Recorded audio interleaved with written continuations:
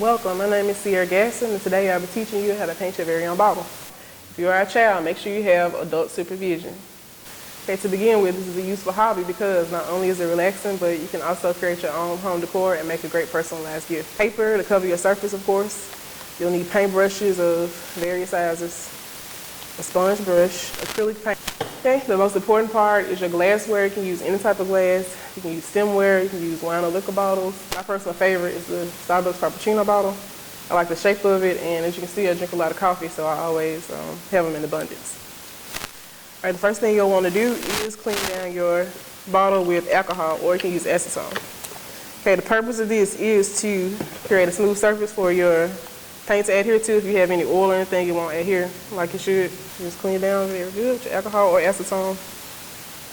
Sometimes you might have to soak it in soapy water beforehand, but for the most part, especially if you're strong enough, you'll be able to get it off with just alcohol.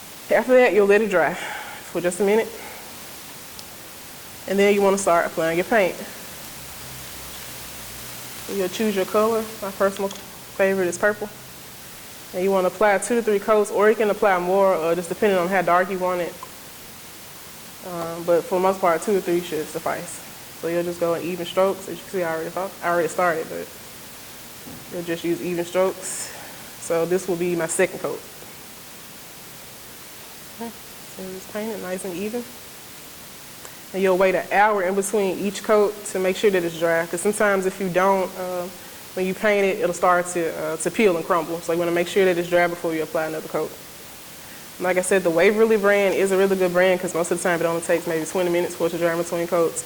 The Target brand, more 45 to an hour before it dries in between coats. But you should be able to judge as you work. Okay, so you'll let it dry. Like I said, an hour between each coat.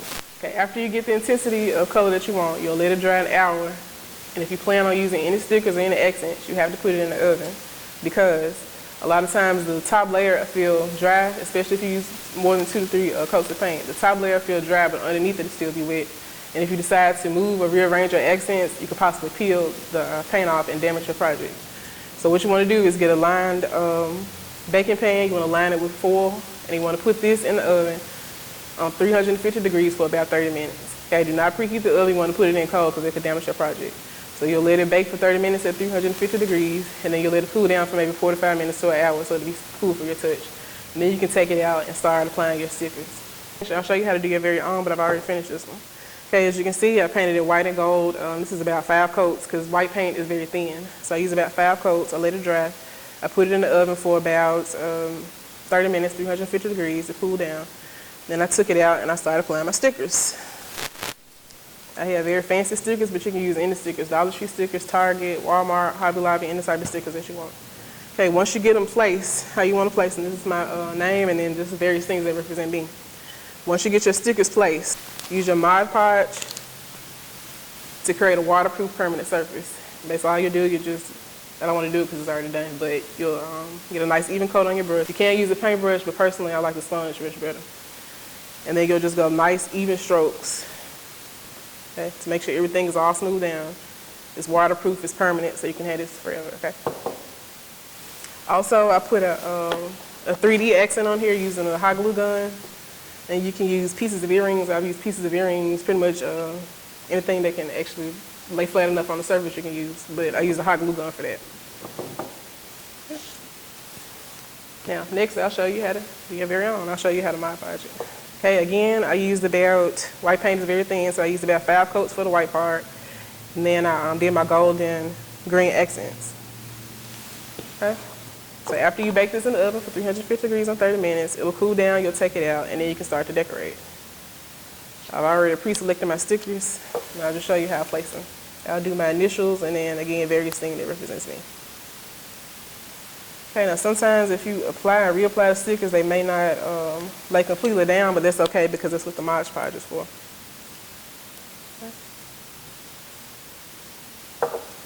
Just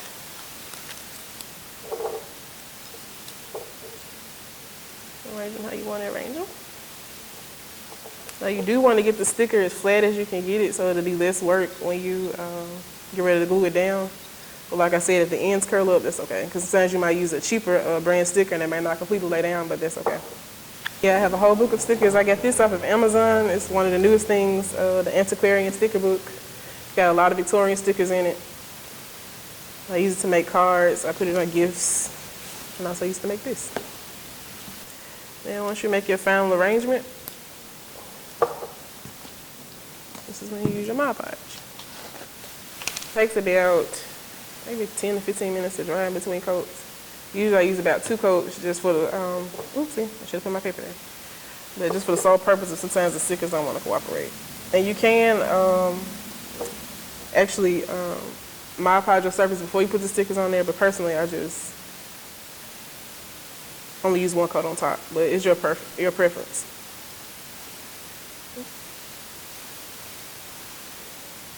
Now you might get nervous when you're putting it on here because it creates a white film, but once it dries it'll be gloss or satin or whatever type Mod Podge you use.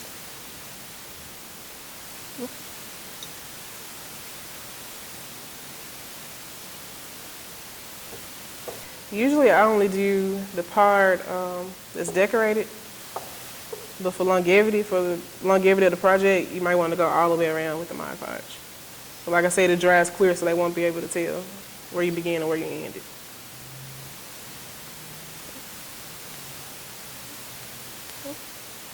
So you'll let that dry about 10 to 15 minutes, and then if you see where your stickers are peeling, then you might want to apply another coat. Okay, if not, you'll let it dry for 10 to 15 minutes, and then you have your very own project to give as a gift or to use in your own home.